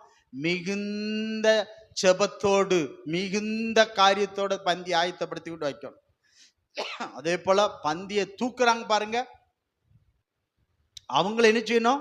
மிகுந்த பயத்தோடு மிகுந்த பக்தியோட அந்த பாத்திரத்தை கையை வச்சு எடுத்து கொடுக்கணும். ஆனா வாங்குற நீங்களும் என்ன செய்யணும்? என்ன செய்யணும்? தாறுமாறா வாங்கி சாப்பிடலாமா? எல்லாரும் 3 என்ன நான் இந்த பந்தியை கொடுக்காங்க பாருங்க, அவங்க வாங்குகிற 3 பேரும் இந்த கேட்டகரியில வரும். கையில் ஒருத்தர் அல்லையிலேயே சொல்ல படிக்கலாம். இப்போ நீங்க வாங்க. பழைய ஏற்பாடு கொள்ளுது, எழுத்து கொள்ளுது, ஆவி உயிர்ப்பிக்கிறது. இப்போ நீ பரிசுத்தத்தை குறைவோடு உண்மை குறைவோடு நீதி குறைவோடு நீ கர்த்தரை ஆராதிச்சா உன் நிலைமை என்ன ஆகும்? நீ இந்த பந்தியில ஆமா இந்த குறைவோடு நீ செஞ்சா உன் நிலைமை என்ன ஆகும்? நீ வேதம் சொல்லுது, பலவீனம், வியாதி, மரணம். மரணம் வந்துட்டா. அப்போ பழைய ஏற்பாடு மரணம்னு சொல்லிட்டு புதிய ஏற்பாடு கிருபை என்ன சொல்லுது? உயிர்ப்பிக்கிறது. சத்தியத்தை முழுமையா தெரியாதனால அவன் சொல்ல மாட்டேங்கிறான், அவனுக்கே தெரியாது. ஆமே, அவனுக்கே தெரியாது. அப்போ புதிய ஏற்பாடுல சொல்லுது, இதை நீ பரிசுத்த குறைவோடு, பரிசுத்த குலைச்சல்னா பரிசுத்தல குறைவோடு. அதான் சில பேர் என்ன செய்ய மாட்டாங்க, பந்தி என்ன பண்ணிடுவாங்க, அவங்களை என்ன செய்யும்? குற்றமில்லாத இரத்தத்துல நான் குற்றவாளியா தொற்றக்கூடாது. ஆமே, அல்லேலூயா, அல்லேலூயா. அப்ப என்ன செய்யணும்? அந்த பந்திக்கு இன்னைக்கு பந்தி, அந்த பந்தியை குறித்து பயமே இன்னைக்கு இல்லாம போச்சுது. எப்படின்னா, ஆனா ஒண்ணு வச்சுக்காங்க, இந்த பந்தி நீங்க நினைக்கிற மாதிரி இல்லை. என்ன சொல்லுகிறது? சரியா அந்த பந்திய நாங்கள் ஆயத்தப்படுத்தாவிட்டாலும், சரியா கொடுக்கிறவங்க இல்லாவிட்டாலும், சரியா எடுக்கிற நீங்களும் இல்லாவிட்டாலும் சொல்லுது, வியாதி, பலவீனம், மரணம். ஆமே. அப்போ ஏக தேசம் பழைய ஏற்பாடும் புதிய ஏற்பாடும் ஒன்னா வந்துட்டா. சோத்திரம், அல்லேலூயா. சில பேர் என்னடா இன்னைக்கு பந்தி எடுக்காம போயிடலாம் நினைக்கீங்களா? உங்க விருப்பம். சோத்திரம், ஆமே, அல்லேலூயா. நான் யாரையும் தடை பண்ணல. ஒரு காலத்தில் தடை பண்ணேன், இனி தடை பண்ண மாட்டேன். ஏன்னா ஆண்டவர் யாரு குறைவா வைக்காங்களோ அவர்கள்ட்ட ஆண்டவர் கேட்பார். ஆமே, அல்லேலூயா, அல்லேலூயா. அப்ப பாருங்க, அப்ப என்ன செய்யணும்? பரிசுத்த குறைவு இருக்கக்கூடாது. ஊழியம் செய்யறாங்க, ஆண்டவர்கிட்ட என்ன செய்ய தராசுல வைப்பார். 50 நீதிமான், ஓகேப்பா விட்டுதேன். 50ல இருந்து நீதிமான் எத்தனையும் அதிகரிக்குன்னு சொல்லுங்க. அந்த பட்டணத்தை அழிக்காததுக்கு ஆபிரகாம் எத்தனை கேட்கான்? 50 கேட்கான். சரி, 50 நீதிமான் இருந்தா நான் அழிக்க மாட்டேன்னு சொல்றாரு. அடுத்தால என்ன சொல்லணும்? 55 தானே வரணும். அடுத்தால 40, 30, 20, 10 போயிடுறாரு. அதுக்கு மேல இருந்தாலும் அவன் கேட்பான்னு நினைச்சிட்டு கத்த போயிட்டான்னு எழுதப்பட்டிருக்கிறது. அவன் குறைச்சிக்கிட்டே வர்றான். என்னைக்கும் பரிசுத்த நீதி உண்மை குறையாம இருக்கட்டும். உங்ககிட்ட குறைஞ்சா பட்டணம் அழிஞ்சது போல நம்ம பட்டணமும் காலி. ஆமே, அல்லேலூயா, அல்லேலூயா. நான் எல்லாரோட நான் சத்தியத்தை சொல்றதுன்னா ரத்த பலிக்கு விலகி இருக்கிறேன், அவ்வளவுதான். தோத்திரம். ஒன்னாம் தேதியா இருந்து இப்படி பேச இல்ல, நான் சத்தியத்தை சொல்றேன், அவ்வளவுதான். அதனால பரிசுத்தமா இருங்க. உங்களை பரிசுத்தப்படுத்திக்காங்க. உங்களை சுத்தப்படுத்திக்காங்க. யாரையும் குற்றப்படுத்தாதீங்க. நானே நிர்பந்தமான மனுஷன், யார் என்னை விடுவிப்பா? நம்ம யாரும் நியாய தீர்ப்பு செய்ய வேண்டாம். நான் வசனத்தை சொல்லி தான் சொல்றேன். ஆமென், அல்லேலூயா. அப்ப நான் வேதம் சொல்லுகிறேன், நான் அவர்களை, எவர்களை? மீட்கப்பட்டவர்களை, அபிஷேகம் பண்ணப்பட்டவர்களை, ஆமென், அபிஷேகம் பண்ணப்பட்ட என் வீட்டில் வந்து அவர்களை மகிழ பண்ணுவேன், அவர்கள் மகிழ்ந்து களி கூறுவார்கள். சீயோன் குமாரத்தியே, நீ முழு இருதயத்தோடு மகிழ்ந்து களி கூறு. கர்த்தரால் மீட்கப்பட்ட சீயோன் குமாரத்தியே, நீ மகிழ்ந்து களி கூறு. ஆமென், அல்லேலூயா. ஆமா, அப்ப என்ன சொன்ன? ஆவியில இயேசு என்ன செஞ்சாராம்? களி கூர்ந்தாராம். ஆமென். அப்போ நமக்கு என்ன செய்யணும்? உள்ள வந்துட்டு ஆவியில நிரம்பணும், ஆவியில நிரம்பணும். அந்த மரியாள் அம்மா பாருங்க, என் ஆவி என் இரட்சகரில் என்ன செய்கிறது? களி கூறுகிறது. ஆமென், களி கூறுதன். என்ன பரலோக ராஜ்யம் சமாதானமும் சந்தோஷம் பரிசுத்தாவினால் உண்டான்னு சொல்லப்பட்டிருக்கிறது. அப்ப ஆவியில் எங்கேயே என்ன செய்யணும்? களி கூறணும். நம்ம ஆவி எம்டியா இருக்கக்கூடாது, நம்ம ஆவி நிரம்பி இருக்கணும். சமாதானம் சந்தோஷத்துல என்ன செய்யணும்? நிரம்பி இருக்கணும். நீ ஆவியில நிரம்ப நிரம்ப நிரம்ப. ஆமே, பத்மூத்தியில ஆவியில நிரம்பணும்னு வெளிப்படுத்தின விசேஷம் அவனுக்கு வெளிப்படுத்தப்பட்டது. கைகளை ஊத்துறாள் சொல்லுங்க பார்க்கலாம். அப்ப நீ ஆவியில நிரம்பி நிரம்பி துதிக்க செபிக்க உன் வீட்டுக்காரன் ஒரு எதிர்காலத்தை கர்த்தருக்கு வெளிப்படுத்துவா. இங்க வந்து இடிச்ச புலி மாதிரி இருக்காதா? வந்து கைகளை தட்டு ஆராதி நல்லா ஆண்டர்கள் வா. ஆண்டர்கள் வந்து ஆவியில நிரம்பும் பொழுது, ஆமே, இயேசு கிறிஸ்து சேவன் ஆவியில நிரம்பினா இயேசு எழுப்பினதை பார்த்தான் என்று பார்க்கிறோம். ஆமென். ஆவியில நிரம்பணும். ஆவியில நிரம்பும் போதுதான் வெளிப்பாடு வரும். உன்னை குறித்து, உன் பிள்ளைய குறித்து, உன் குடும்பத்தை குறித்து வெளிப்பாடு வரும். நாங்க ஆவியில நிரம்பும் போது ஊழியத்தை குறித்த கருத்தில் வெளிப்படுத்துவா. இப்படி இப்படி எல்லாம் செய்யன்னு சொல்லு. ஆமென், அல்லேலூயா. அவங்களத்தான் ஏசாயா 58:14. ஆமே, அப்பொழுது அவர் கர்த்தர் என்ன செய்வாங்க? மனமகிழ்ச்சியா இருப்பா, பூமியின் உயர்ந்த இடத்துல, ஆமென், ஏறி இருக்க பண்ணுவேன். பூமியில உயர்ந்த இடம்னா ராஜா. அவங்க மேல, அவங்களுக்கு மேல கொண்டு ஆண்டவர் உயர்த்தி வைப்பார். ஆமென். கர்த்தர் உன்னை, ஆமென், பூமியில் உள்ள எல்லாத்தையும் பார்க்கலாம் மேன்மையாக வைப்பார். ஆமென். இந்த ஆவில நிரம்புனா தானியேல், இந்த ஆவில நிரம்புனா யோசேப்பு, அவங்க தான் ஆமே பார்வோனுக்கு இணையாக, ராஜாவுக்கு இணையாக தானியேல், யோசேப்பே கர்த்தர் பூமியின் உயர்ந்த இடத்துல வைத்தார். அல்லேலூயா. உன்னை போல ஆவியை பெற்ற தேவ மனுஷன். ஆமென். தானியேலும் அப்படிதான் சொல்ல இருக்கு, நீ தேவர்களுடைய ஆவியை பெற்ற மனுஷன். ஆவிக்குரிய சபையில வந்து என்ன செய்யணும்? ஆவியில என்ன செய்யணும்? நிரம்பணும். எப்போ வரணும்? துதி போயிடணும், பாடல் போயிடணும். எங்க? ஆவியில நிரம்பணும். அப்ப நம்ம என்ன இருக்கு? ஒரு நாள் நியாய தீர்ப்பு வரும். அன்னைக்கு தராசை நெருக்கும் போது நீ குறைப்பட்டியன்னா பட்டணம் போயிடும். ஆமென், அல்லேலூயா. பட்டணம் போயிடும் பாய்க்கும். அல்லேலூயா. அப்போ இந்த நாள் கர்த்தர் தந்த நாள், இதிலே மகிழ்ந்து களி கூறுவோம். கர்த்தர் தந்த நாள், கர்த்தருடைய நாள். இது கர்த்தருடைய நாள். ஞாயிற்றுக்கிழமை கர்த்தருடைய நாள். அதுக்கு முக்கியத்துவம் கொடுக்கணும். மிச்சத்தை எல்லாம் வெறுத்து இன்னைக்கு ஆராதிக்கிற நாள். ஆமென். மிச்சத்தை எல்லாம் என்ன செய்யணும்? வெறுக்கணும். கர்த்தருடைய சீசன்னா ஞாயிற்றுக்கிழமைக்கு என்ன வந்தாலும் அது வெறுத்து தள்ளி கர்த்தரை ஆராதிக்க வருவான். அவன் தான் சீசன். அல்லேலூயா, அல்லேலூயா, அல்லேலூயா. என்ன செய்யணும்? வெறுத்து நிற்பான்னு பாய்க்கும். அவங்களுக்கு தான் இந்த வாக்கு தத்துவம், எல்லாத்துக்கும் அல்ல.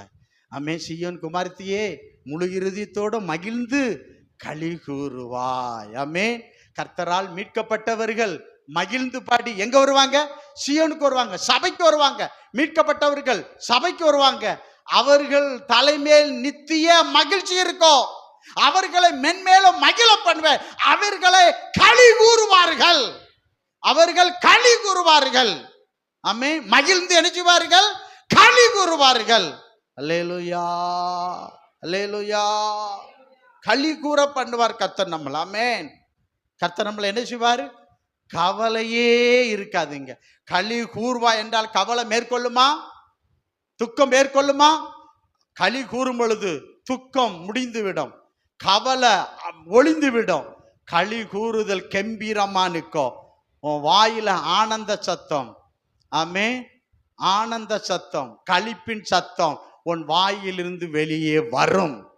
நீ மகிழ்ந்து என்னச்சுவா, களி கூறுவாய். கொஞ்சம் அப்படி எழுமி நில்லுங்க. ஆண்டவரே உம்மை நன்றியோடு ஸ்தோத்திரிக்கிறேன். ஆண்டவரே எங்களை மகிழ்ந்து களி கூற பண்ணுங்கப்பா. ஆண்டவர் நம்மை ஆசீர்வாதம். கொஞ்சம் ஆண்டவரே ஸ்தோத்திரிக்கிறேன். ஆண்டவரே எங்களை மகிழ்ந்து களி கூற பண்ணுங்க. ஆண்டவரே எல்லா துக்க ஆவி, ஆமை, வெக்க ஆவி, ஆண்டவரே இந்த ஆவி எல்லாம் எங்களை விட்டு நீங்கி போகட்டும். எல்லாம் ஜெபம் பண்ணுங்க. ஆண்டவரே உம்மை நன்றியோடு ஸ்தோத்திரிக்கிறேன். ஆண்டவரே எங்களை மகிழ்ந்து களிகூற பண்ணுங்க. ஆண்டவரே இது கர்த்தருடைய நாள், இந்த நாள் கர்த்தர் தந்த நாள், இதிலே மகிழ்ந்து களிகூறுவோம். எல்லாரும் ஆண்டவர் நோக்கி பார்ப்போமா.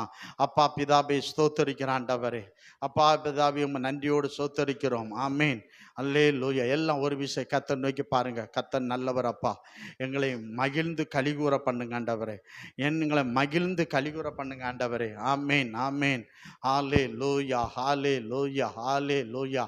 எல்லாரும் ஆண்டவரே எல்லாம் உணர்வடைங்க. கர்த்தாவே என் குறைவு பரிசுத்தத்தில் குறைஞ்சிருந்தா பரிசுத்தத்தை சரி பண்ணுங்கப்பா. கொஞ்சம் ஆண்டவர்கிட்ட கேளுங்கலாம்.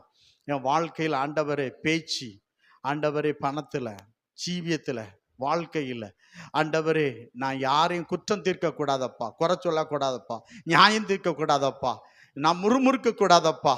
ஆண்டவரே யார் மேலே எனக்கு கசப்பு இருக்கக்கூடாதப்பா, யார் மேலே எனக்கு வஞ்சகம் இருக்கக்கூடாதப்பா. இதெல்லாம் தூக்கி எறிகிறேன். இந்த பந்தியில நான் பரிசுத்தமா கை வைக்கணும்ப்பா. இந்த பந்தியில நான் பரிசுத்தமா கை வைக்கணும்ப்பா. இந்த பந்தி பரிசுத்தமானது. இது ஆண்டவரே குற்றமில்லாத இரத்தம். இதை நான் ஆண்டவரே குற்றத்தோடு கை வைக்க கூடாது. என்ன பரிசுத்தப்படுத்தும், என்ன பரிசுத்தப்படுத்தும், என்ன பரிசுத்தப்படுத்தும். அல்லேலூயா. எல்லாம் ஒரு விஷயம். ஆண்டவரே பரிசுத்தமான பந்தி அது, பரிசுத்தமான பந்தி அது. ஆண்டவரே சொல்ற குறைவுகள் நிறைவாய் மாறட்டும். இப்படி இரத்தத்தால் என்ன சரி பண்ணுங்கப்பா. ஆமே, நாளையில பழைய ஏற்பாட்டு ரத்தம் ஆமை மூடி மறைத்தது. ஆனா புதிய ஏற்பாட்டு இயேசு கிறிஸ்துவின் ரத்தம் சகல பாவங்கள் நீக்கி உன்னை சுத்திகரித்தது. ஆமா, இயேசு கிறிஸ்துவின் ரத்தம் உன்னை சுத்தப்படுத்தும், பரிசுத்தப்படுத்தும். பாவத்திலிருந்து, சாபத்திலிருந்து, அநியாயத்திலிருந்து, அக்கிரமத்திலிருந்து உன்னை சுத்தப்படுத்து, பரிசுத்தப்படுத்து. உன்னை நீதிமானாய் மாற்றும், உன்னை பரிசுத்தவானாய் மாற்றும். ஆண்டவரே அந்த பரிசுத்த ஆவியின் அபிஷேகம் இப்பொழுது எங்கள் மேல வரட்டாண்டவரே. ஹல்லேலூயா.